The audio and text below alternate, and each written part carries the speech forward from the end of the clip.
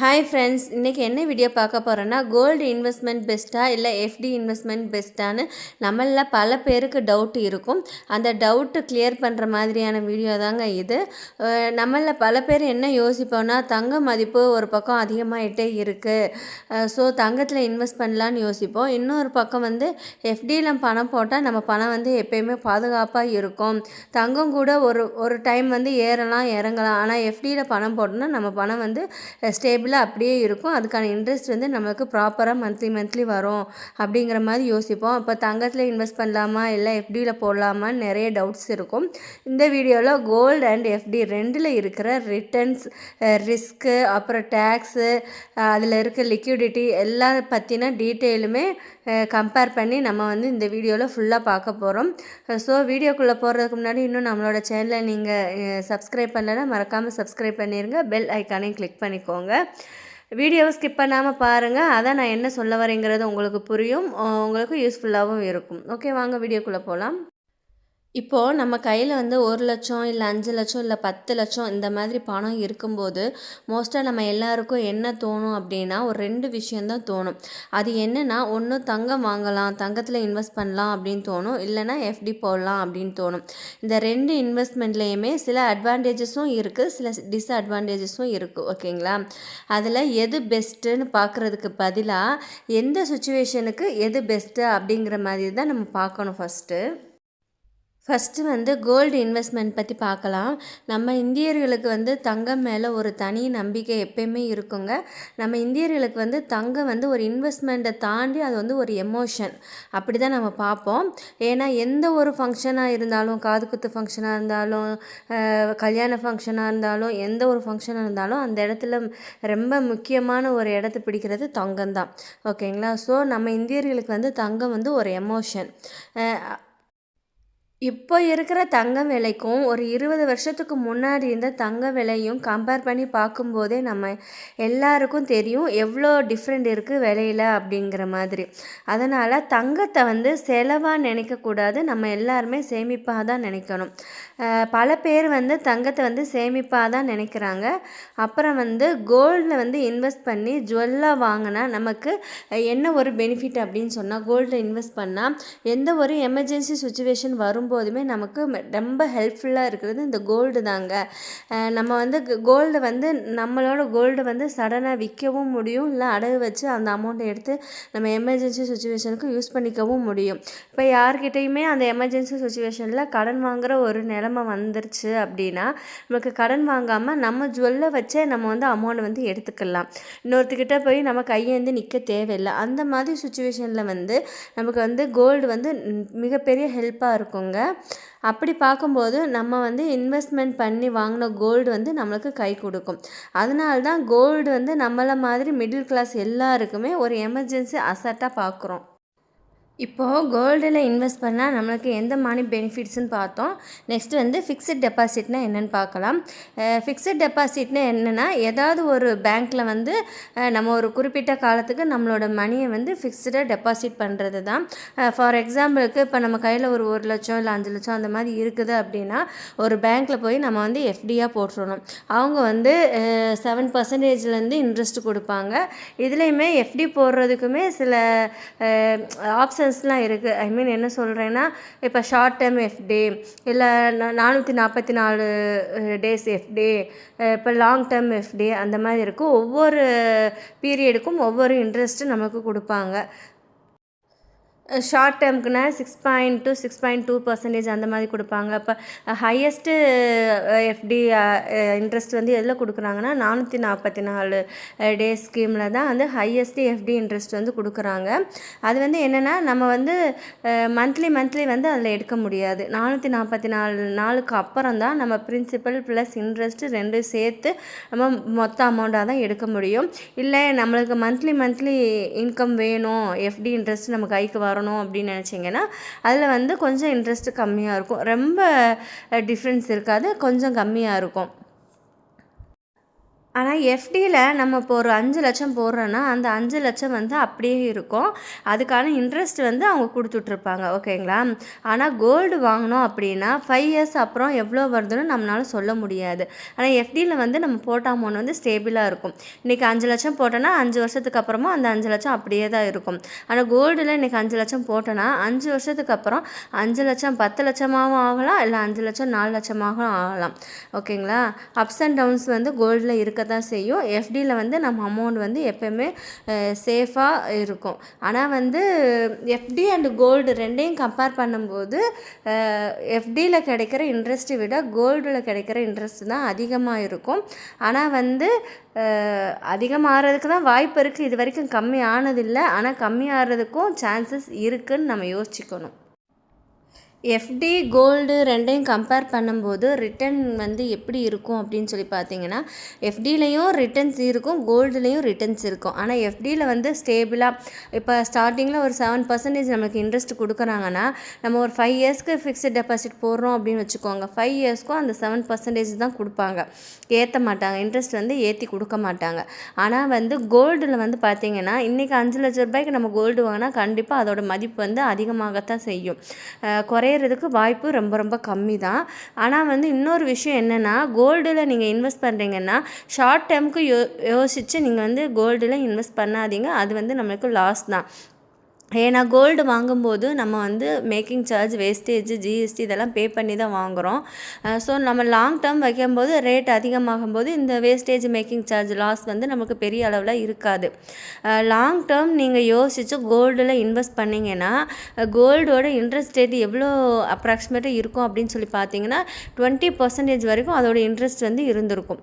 ஓகேங்களா? So long டேர்முக்கு gold வந்து best investment, short டேர்முக்கு வந்து கோல்டு வந்து பெஸ்ட் இன்வெஸ்ட்மெண்ட் கிடையாது. எஃப்டியும் பெஸ்ட் இன்வெஸ்ட்மெண்ட் தான். ஆனால் அதோட க்ரோத் வந்து கோல்டை கம்பேர் பண்ணும்போது கம்மியாக தான் இருக்கும் இன்ட்ரெஸ்ட் ரேட். நெக்ஸ்ட்டு வந்து இன்ஃப்ளேஷன் ப்ரொடெக்ஷன். இன்ஃப்ளேஷன்னா என்னென்னா, நம்ம வாங்குகிற திங்ஸோட விலைவாசி உயர்வு தான் இன்ஃப்ளேஷன் சொல்லுவாங்க. இன்றைக்கி 100 ரூபாய்க்கு வாங்குகிற பொருளை ஒரு 10 வருஷத்துக்கு அப்புறம் 200 ரூபாய்க்கு வாங்குகிற மாதிரி இருக்கும். ஆனால் எஃப்டியில் இன்ட்ரெஸ்ட் கிடைச்சாலும் விலைவாசி உயர்வு இருக்கிறதால ரியல் ப்ராஃபிட் வந்து கம்மியாக தான் இருக்கும். ஏன்னா இன்றைக்கி நம்ம 100 ரூபாய்க்கு வாங்குகிறோம், இன்றைக்கி அதே 7% இன்ட்ரெஸ்ட் தான் கொடுக்குறாங்க. 10 வருஷத்துக்கு அப்புறம் அதே பொருளை 200 ரூபாய்க்கு வாங்குவோம், அப்போயும் 7% தான் கொடுப்பாங்க. அப்போ அந்த அமௌண்ட்டை வச்சு நம்ம இன்றைக்கி வந்து ஒரு 10 பொருள் வாங்குகிற இடத்துல அன்றைக்கி 5 பொருள் தான் வாங்க முடியும். அப்போங்கும்போது நமக்கு வந்து எஃப்டியில் வந்து ப்ராஃபிட் ரொம்ப கம்மியாக தான் நம்ம வந்து ஃபீல் பண்ணுவோம். ஆனால் கோல்டு வந்து மோஸ்ட்டாக இன்ஃப்ளேஷனோட சேர்த்து வளரக்கூடிய அசெட் தான். அதாவது நம்ம எந்த ஒரு பொருள் விலைவாசி உயர்ந்தாலும் கோல்டோட விலையுமே உயரத்தான் செய்யும். ஓகேங்களா? அதனால் கோல்டு ரேட்டு அதிகமாகத்தான் செய்யும். அதனால் விலைவாசி உயர்ந்தாலும் நம்ம கோல்டு வாங்குறதுனால நம்மளுக்கு கோல்டில் ப்ராஃபிட் அதிகமாக தான் கிடைக்கும். ரிஸ்க்கு எஃப்டிலையும் கோல்டுலேயும் ரிஸ்க்கு கம்பேர் பண்ணும்போது எஃப்டியில் வந்து ரிஸ்க்கு கம்மி. எப்போ கம்மினா, ஷார்ட் டேர்முக்கு நீங்கள் யூஸ் பண்ணுற மாதிரி இருந்துச்சு. இப்போ ஒரு 5,00,000 ரூபாய் நம்ம வச்சுருக்கோம், ஒரு 5 இயர்ஸ்க்குள்ளே இல்லை ஒரு 2 to 3 இயர்ஸில் வந்து நம்ம அந்த அமௌண்ட்டை வந்து எடுத்து யூஸ் பண்ணணும் அப்படின்னு நினச்சிங்கன்னா நீங்கள் வந்து கோல்டில் இன்வெஸ்ட் பண்ணாமல் எஃப்டியில் போடுங்க. எஃப்டியில் போட்டோன்னா உங்களுக்கு வந்து ரிஸ்க்கு கம்மி. இதே லாங் டேர்ம் ஒரு 10 இயர்ஸ் 15 இயர்ஸ்க்கு அப்புறம் தான் நாங்கள் வந்து அந்த பணத்தை வந்து யூஸ் பண்ணுவோம், அது வரைக்கும் அந்த பணம் வந்து நாங்கள் டிஸ்டர்ப் பண்ண மாட்டோம் அப்படின்னு சொல்லி நீங்கள் நினச்சிங்கன்னா கோல்டில் இன்வெஸ்ட் பண்ணுங்கள். ஸோ லாங் டேர்ம் இன்வெஸ்ட்மெண்ட்னா கோல்டு வந்து பெஸ்ட்டு, ஷார்ட் டேர்ம் இன்வெஸ்ட்மெண்ட்னா எஃப்டி வந்து பெஸ்ட்டு. நெக்ஸ்ட்டு வந்து சேஃப்டி. எஃப்டி சேஃப்டியா இல்லை கோல்டு சேஃப்டியா அப்படின்னு சொல்லி பார்த்தோன்னா எஃப்டி தான் நம்மளுக்கு சேஃப்டி. ஏன் அப்படி சொல்கிறேன்னா, நம்ம எஃப்டி அமௌண்ட் வந்து ஒரு 5 லட்சம் இருக்குதுன்னு வச்சுக்கோங்க, நம்ம கையில் இருந்தால் தானே அந்த பணம் திருட்டு போயிடுமோ காணாமல் போயிடுமோ நம்ம பயப்படணும். நம்ம பேங்க்கில் கொடுத்துட்டோன்னா நம்ம அமௌண்ட் வந்து சேஃபாக பேங்க்கில் இருக்கும், அந்த பாண்டு மட்டும்தான் நம்ம கையில் இருக்கும். ஸோ அது வந்து நம்ம சேஃப்டி பண்ணுறது ரொம்ப ஈஸி. ஆனால் கோல்டு பர்ச்சேஸ் பண்ணும்போது அது ஃபிசிக்கலாக நம்ம கையில் வாங்கி நம்ம வீட்டில் வச்சுருக்கும் போது அதை சேஃப்டி பண்ணுறது ரொம்ப ரிஸ்க்கு தான். இல்லை நம்ம வீட்டில் வச்சுருக்கிறது ரொம்ப ரிஸ்க்குன்னா அதை வந்து நம்ம சேஃப்டி பண்ணுறதுக்கு பேங்க்கில் தான் கொண்டு போய் வைப்போம். ஸோ அந்த லாக்கரை நம்ம ரெடி பண்ணணுன்னா அந்த லாக்கருக்கு ஒரு டெபாசிட் கட்டணும், எக்ஸ்ட்ரா பே பண்ணுற மாதிரி இருக்கும். அப்படிங்கும்போது சேஃப்டின்னு கம்பேர் பண்ணும்போது எஃப்டி தான் பெஸ்ட்டு கோல்டை விட. இன்னொரு விஷயம், கோல்டை வந்து ஃபிசிக்கலாக வாங்கினா தான் அது வந்து நம்ம சேஃப்டி பண்ணுறது ரிஸ்க்கு. இல்லை கோல்டு வந்து பாண்டாக வாங்கினா, இல்லை கோல்டு இடிஎஃப்பாக வாங்கினா வந்து நம்மளுக்கு வந்து சேஃப் தான். எஃப்டி மாதிரியவும் அதுவும் சேஃப் தான். ஏன்னா அதுவுமே நம்மளுக்கு பாண்டாக தான் கொடுப்பாங்க. கோல்டு இடிஎஃப் வந்து இப்போ அவைலபிளாக இருக்குது. ஆனால் கோல்டு பாண்டு எஸ்ஜிபி வந்து இப்போ அவைலபிளாக இல்லை. ஆனால் பெர்மனெண்ட்டாக ஸ்டாப் பண்ணலை, டெம்ப்ரரியாக ஸ்டாப் பண்ணியிருக்காங்க. அது எப்போ ரிலீஸ் பண்ணாலும் நீங்கள் வந்து வாங்கலாம். அதில் வந்து ப்ராஃபிட் வந்து நமக்கு அதிகம். ஏன்னா நம்மளுக்கு கோல்டு ரேட் அதிகமாகும் போது அந்த பாண்டோட ரேட்டும் அதிகமாகும். ப்ளஸ் அதில் வந்து 2.5% இன்ட்ரெஸ்ட்டும் கிடைக்கும். ஓகேங்களா? ஸோ வந்து நம்ம ஃபிசிக்கலாக கோல்டு வச்சுருந்தா தான் நம்மளுக்கு வந்து ரிஸ்க்கு, சேஃப்டி கிடையாது. ஆனால் நம்ம அதுவுமே பாண்டை, அது கோல்டு இடிஎஃப் இல்லை எஸ்ஜிபி பாண்ட் இந்த மாதிரி வாங்கினோன்னா நமக்கு சேஃப்டி தான். லிக்யூடிட்டினா எமர்ஜென்சிக்கு பணம் வேணும்னா நம்மளுக்கு வந்து எஃப்டி யூஸ் ஆகுமா இல்லை கோல்டு யூஸ் ஆகுமா அப்படின்னு சொல்லி பார்த்தோன்னா, எமர்ஜென்சி சுச்சுவேஷனுக்கு டக்குன்னு நமக்கு யூஸ் ஆகிறது கோல்டு தான். எஃப்டியும் யூஸ் ஆகும். எஃப்டி பணத்தையும் நம்ம உடைக்கலாம். அதாவது ஐ மீன் 5 வருஷம் நம்ம போட்டிருக்கோன்னா ஒரு 2 வருஷத்தில் நமக்கு ஒரு எமர்ஜென்சினா அந்த எஃப்டி பணத்தையும் நம்ம எடுக்கலாம். ஆனால் வந்து அதுக்கு நம்ம பெனால்ட்டி பே பண்ணி எடுக்கிற மாதிரி இருக்கும். ஆனால் கோல்டு வந்து அப்படி கிடையாது. எந்த ஒரு பெனால்ட்டியும் இல்லை. நமக்கு டக்குன்னு போய் அடகு வைக்கலாம், இல்லைன்னா நம்ம வந்து அந்த பணத்தை வந்து எமர்ஜென்சிக்கு யூஸ் பண்ணலாம். எஃப்டியை விட கோல்டு வந்து டக்குன்னு நம்மளுக்கு கை கொடுக்கும். இப்போது எஃப்டி யாருக்கு சூட் ஆகும், கோல்டு யாருக்கு சூட் ஆகும்னு பார்த்தோன்னா, ரிஸ்க் எடுக்க விரும்பாதவங்க, இல்லை இன்வெஸ்ட் பண்ணுற அமௌண்ட்டை வந்து சேஃபாக இருக்கணும், அப்ஸ் அண்ட் டவுன்ஸு ஃப்ளக்சுவேஷன் இருக்கக்கூடாது, நமக்கு வர ப்ராஃபிட் வந்து ஃபிக்ஸடாக இருக்கணும்னு யோசிக்கிறவங்களுக்கு எஃப்டி வந்து பெஸ்ட்டு. ரிட்டையர்மெண்ட் ஆகிறவங்களுக்கோ இல்லை சீனியர் சிட்டிசன் அவங்களுக்கு வந்து எஃப்டி வந்து நல்ல ஆப்ஷனு. ஏன் அப்படின்னா, நம்ம கோல்டில் இன்வெஸ்ட் பண்ணோன்னா மந்த்லி இன்கம் வந்து நம்மளுக்கு வராது. எஃப்டியில் இன்வெஸ்ட் பண்ணால் மட்டும்தான் நம்மளுக்கு மந்த்லி இன்கம் வந்து வரும். ஓகேங்களா? கோல்டு வந்து யாருக்கு பெஸ்ட்டுனா, லாங் டேர்ம் இன்வெஸ்ட் பண்ணுவாங்க பார்த்தீங்களா, அவங்களுக்கு வந்து கோல்டு வந்து பெஸ்ட்டு. ஃபார் எக்ஸாம்பிளுக்கு என் பசங்க வந்து ஃப்யூச்சர் ஸ்டடீஸ்க்காக நான் கொஞ்சம் கொஞ்சமாக வந்து கோல்டு சேர்க்குறேன், நான் அமௌண்ட்டை சேர்த்து வச்சோன்னா இது வந்து லாங் டேர்ம் ஒரு 10 to 15 இயர்ஸ் ஆகும். அமௌண்ட்டை சேர்த்து வச்சோன்னா எனக்கு வந்து அமௌண்ட்டு வேல்யூ வந்து அப்படியே தான் இருக்கும், அது வந்து இன்க்ரீஸ் ஆகாது. ஸோ நான் வந்து கோல்டை இன்வெஸ்ட் பண்ண விரும்புகிறேன், கோல்டாக சேவ் பண்ண விரும்புகிறேன். அதை ஃப்யூச்சரில் வந்து நான் சேல்ஸ் பண்ணுறதுக்கோ இல்லை நான் அடகு வச்சு என் பசங்க ஸ்டடீஸ்க்கு யூஸ் பண்ணுறதுக்கோ நான் வந்து சேவிங்ஸ் பண்ணுறேன். இல்லை எனக்கு ஒரு பொண்ணு இருக்குது, அந்த பொண்ணுக்கு ஃப்யூச்சருக்காக நான் சேவ் பண்ணுறேன் அப்படின்னா கோல்டு வந்து பெஸ்ட்டு. லாங் டேர்ம் இன்வெஸ்ட்மெண்ட்டுன்னு யோசித்தாவே கோல்டு வந்து பெஸ்ட்டுங்க. உண்மையாக சொல்லணும்னா கோல்டும் எஃப்டியும் வேறு கிடையாதுங்க. ரெண்டுமே ஒரு குடும்பத்தில் ஃபினான்சியல் பிளானிங் இருக்குதுன்னா இது ரெண்டுமே இருக்க வேண்டிய ஒரு அசட் தான்.